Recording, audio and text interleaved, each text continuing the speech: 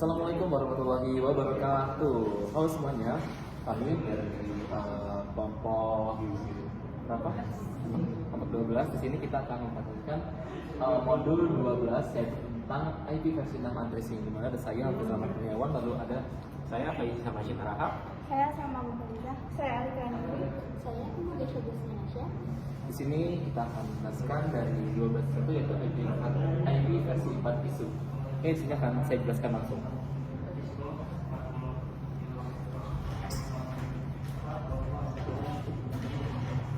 Oke, di sini kita menjelaskan tentang IP versi 4 isu yang mana adalah masalah pada IP versi 4. Jadi sebelumnya IP versi 4 ini adalah sebuah protokol pengalaman internet yang menggunakan 32 bit sehingga menyediakan sekitar 4,3 miliar alamat IP. Untuk masalahnya ini sendiri, yang pertama kalau untuk IP versi 4 yaitu jumlah IP-nya terbatas sehingga dia tuh untuk zaman sekarang tuh mulai habis karena banyak perangkat yang terhubung ke internet. Lalu yang kedua permasalahannya itu pertumbuhan pengguna internet dan perangkat IoT membutuhkan banyaknya IP yang harus kita buat. Dan juga untuk yang ketiga menggunakan NAT network atau NAT network address translation untuk menghemat alamat IP. Tetapi membuat konfigurasinya itu menjadi rumit. Jadi tiga itu permasalahan pada IP versi 4. Oke. Lalu solusinya mengembangkan IP versi 6 yang memiliki alamat jauh lebih banyak dan fitur lebih modern. Jadi kalau IP versi 4 di masa depan akan habis, kita akan menggunakan IP versi 6 di mana alamatnya lebih banyak. Jadi kedepannya IP versi 4 itu bisa dibilang sudah tidak mampu memenuhi kebutuhan alamat IP saat ini, sehingga diperlukan IP versi 6 sebagai penggantinya. Oke, tentunya untuk 12.2 akan dijelaskan oleh Geisha. Di sini saya akan menjelaskan 12.2 yaitu terkait IP versi 2 yaitu address representation. Nah, IP versi 2 ini adalah protokol internet generasi terbaru yang menggunakan 128 bit address sehingga menyediakan jumlah alamat yang sangat besar. Kemudian format IPv6 ini ditulis dalam 8 balok angka heksadesimal. Kemudian setiap balok dibesarkan dengan tanda titik 2. Kemudian di sini ada kelebihan IPv6 yaitu yang pertama jumlah alamat hampir tidak terbatas. Kemudian yang kedua itu ada routing lebih efisien. Kemudian yang ketiga itu mendukung konfigurasi otomatis. Kemudian yang keempat itu ada keamanan yang lebih dibandingkan IPv4. Nah, kesimpulannya IPv6 ini menggunakan format 128 bit dengan penulisan heksadesimal yang dapat disederhanakan. Nah, protokol ini dibuat untuk mengatasi keterbatasan IPv4 dan mendukung perkembangan internet di masa depan. Oke, berikutnya akan dilanjutkan oleh teman saya.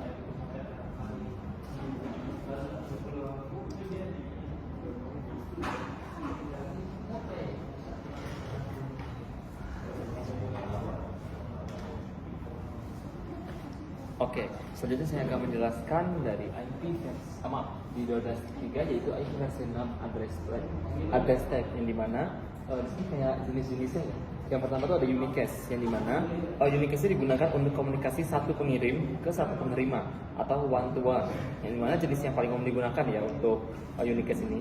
Contohnya sendiri ada di global unicast address yaitu GUA dan dapat diakses melalui internet. Lalu yang kedua ada LLA atau link local address yang hanya digunakan dalam satu jaringan lokal.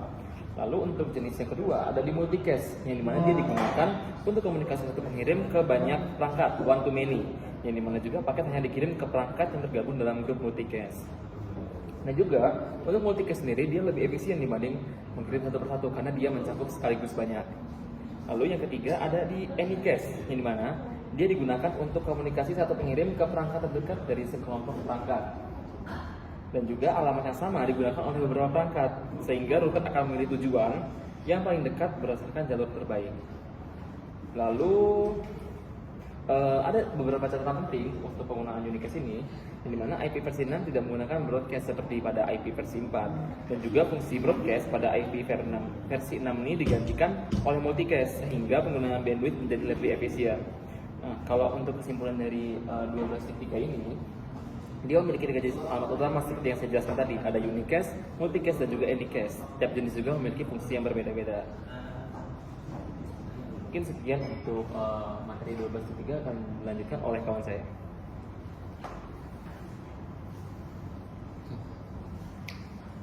Oke, selanjutnya ada GUA and LLA Static Configuration. Pada materi ini dibahas tentang konfigurasi alamat IPv6 secara statis, yaitu konfigurasi alamat yang dilakukan secara manual oleh administrator jaringan. Alamat IPv6 yang digunakan adalah Global Unicast Address dan Link Local Address. Keduanya memiliki fungsi berbeda dalam jaringan IPv6. GUA digunakan untuk komunikasi antar jaringan, sedangkan LLA digunakan untuk komunikasi lokal dalam satu link atau segmen jaringan. Konfigurasi statis penting dipahami karena dalam jaringan nyata, beberapa perangkat seperti router, server, atau perangkat utama biasanya membutuhkan alamat tetap agar mudah dikenali dan tidak berubah-ubah. Selanjutnya ada Static GUA Configuration on the Router. Global Unicast Address adalah alamat IPv6 yang dapat digunakan untuk komunikasi antar jaringan. Contohnya pada router. Alamat GUA biasanya dikonfigurasi pada interface yang terhubung ke jaringan tertentu. Konfigurasinya sendiri pada router dilakukan agar router dapat menjadi penghubung antara jaringan IPv6.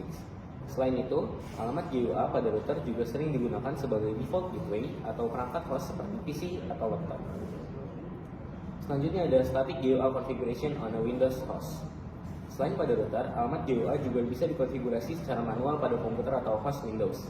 Konfigurasi ini dilakukan dengan memasukkan alamat IPv6, prefix length, default gateway, dan DNS jika dibutuhkan. Yang terakhir, Static Configuration of a Link Local Unicast Address. Link Local Address adalah alamat IPv6 yang hanya berlaku di jaringan lokal atau satu link saja. Alamat ini tidak digunakan untuk komunikasi internet atau antar jaringan secara langsung. Biasanya alamat LLA diawali dengan base FE80.2.2. Setiap interface IPv6 pasti memiliki LLA. Secara default, perangkat ini bisa membuat LLA secara otomatis. Namun, dalam beberapa kondisi, LLA juga bisa lebih dikonfigurasi secara manual agar lebih mudah dikenali.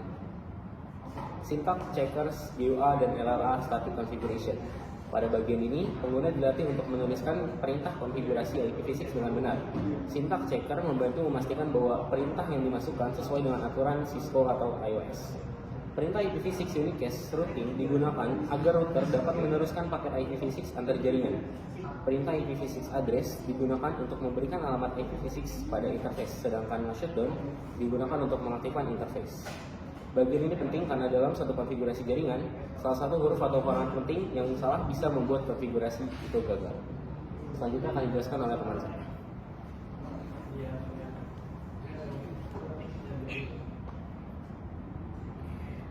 Baik, saya akan menjelaskan materi 12.5 yaitu Dynamic Addressing for IP6 Global Unicast Address, yang dimana memberikan alamat IPv6 ke GUA kepada perangkat secara dinamis agar pengolahan jaringan lebih mudah dan otomatis. Perangkat mendapatkan informasi alat dengan mengirimkan pesan router socialization ke router, lalu router merespon dengan pesan router advancement. Setelah mendapatkan informasi perfect dan router, perangkat dapat menentukan sendiri bagian interface ID melalui dua cara, yaitu SLARC, yaitu Stainless Address Auto Configuration. Perangkat membuat interface ID-nya sendiri secara mandiri tanpa bantuan server pusat. Lalu ada DHCP-v6 atau Stateful, yang dimana perangkat meminta alamat kepada server DHCP-v6, yaitu mirip dengan cara kerja DHCP pada IPv4. Menghilangkan kebutuhan konfigurasi IP manual yang rawan kesalahan dan memungkinkan perangkat untuk langsung berkomunikasi dengan jaringan IPv6 secara segera setelah terhubung. Oke, selanjutnya akan dilanjutkan oleh rekan saya. Baik, kita lanjut di 12.6 yang dimana ada Dynamic Addressing for IPv6 LLA. Dimana di sini ada Dynamic LLA. Link local address, yang mana adalah fondasi komunikasi IPv6. Berbeda dengan IPv4 yang memerlukan DHCP, IPv6 dirancang dengan fitur plug and play, di mana begitu antarmuka jaringan aktif, perangkat akan otomatis menghasilkan LLA. Di sini LLA tidak dapat dirutekan keluar jaringan lokal, namun sangat penting untuk proses network discovery. Lalu selanjutnya ada dynamic LLA on Windows, di mana Windows secara otomatis memberikan LLA setiap kali adapter jaringan mendeteksi koneksi IPv6, di mana untuk ulusan keamanan dan privasi agar MAC address perangkat tidak terlacak. Lalu Windows seringkali tidak menggunakan metode EUI64, melainkan menggunakan algoritma randomized interface identifier. Karena hal ini memastikan identitas perangkat di jaringan publik tetap terjaga meskipun berada di jaringan lokal yang sama. Selanjutnya ada dynamic LLA on Cisco routers, di mana pada perangkat Cisco, LLA terbentuk segera setelah perintah IPv6 Unicast routing diaktifkan atau alamat IPv6 global dikonfigurasi pada interface. Di router ini menggunakan LLA sebagai network untuk protokol routing seperti PF3 dengan RFP. Ini memungkinkan router untuk berkomunikasi dengan si gateway atau router tetangga tanpa harus menghafal alamat global yang sangat panjang. Selanjutnya ada versi IPv6 address configuration, di mana ini adalah langkah krusial untuk memastikan bahwa stack IPv6 berjalan. Di Windows, ipconfig atau /alt itu akan menampilkan LLA dimulai dengan FE80T2T2. Di Cisco, perintah show IPv6 interface namanya. Lalu di show IPv6 interface brief akan menampilkan status operasional antarmuka, di mana termasuk LLA yang aktif dan apakah antarmuka tersebut sudah up. Selanjutnya ada syntax checker, di mana ini adalah simulasi CLI untuk melatih ketepatan pengetikan perintah, di mana seringkali kesalahan dalam administrasi jaringan bukan karena konsennya, melainkan karena salah ketik. Di sini kita diajarkan untuk teliti menggunakan perintah show dan cara mengkonfigurasi alamat IPv6 secara statis maupun secara otomatis. Selanjutnya akan dilanjutkan oleh rekan saya.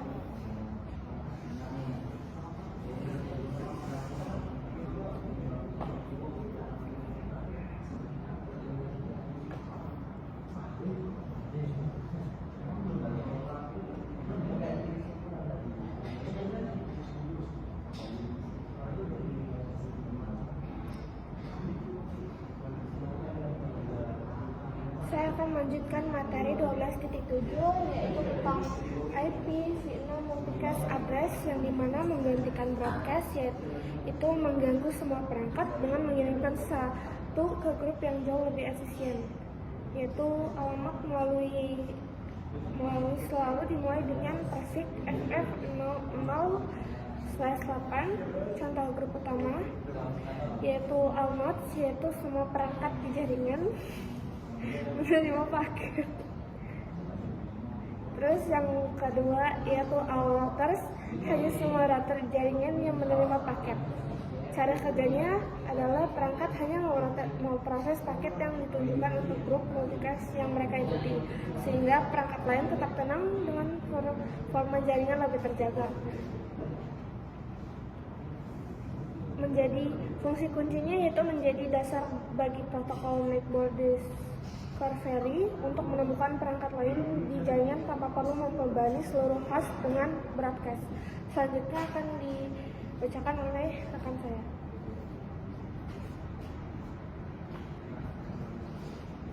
Oke, selanjutnya saya akan membacakan 12.8, yaitu subnet dan IPv6 network. Nah, jadi subnetting IP versi 6 ini adalah proses membagi satu jaringan IP versi 6 menjadi beberapa jaringan yang lebih kecil atau subnet, agar pengelolaan jaringan lebih mudah dan efisien. Nah, berikut ada beberapa tujuan subnetting. Yang pertama itu membagi jaringan menjadi beberapa subnet. Kemudian yang kedua, mempermudah manajemen jaringan. Yang ketiga itu adalah meningkatkan efisien dan keamanan jaringan. Nah, cara kerjanya, yang pertama, IPv ini menggunakan network prefix untuk menentukan bagian jaringan. Kemudian yang kedua, umumnya setiap jaringan LAN menggunakan prefix slice 64, dan yang terakhir, satu prefix lebih besar seperti slice 48 dapat dibagi menjadi banyak subnet. Contohnya itu slice 64. Kemudian ada kelebihan IPv6 ini. Yang pertama, ruang alamat sangat besar. Kemudian tidak perlu menghemat alamat IP seperti pada IPv4. Kemudian yang terakhir ada perancangan jaringan menjadi lebih sederhana dan fleksibel. Jadi kesimpulannya ini IPv6 ini membagi jaringan menjadi beberapa segmen menggunakan prefix standar. Yang paling umum digunakan adalah slice 64 untuk setiap plan karena lebih mudah dikelola dan menyediakan alamat jumlah IP yang sangat banyak. Jadi mungkin sekian untuk presentasi kami hari ini. Mohon maaf apabila ada salah kata yang berlaku. Kami akhiri. Wassalamualaikum warahmatullahi wabarakatuh.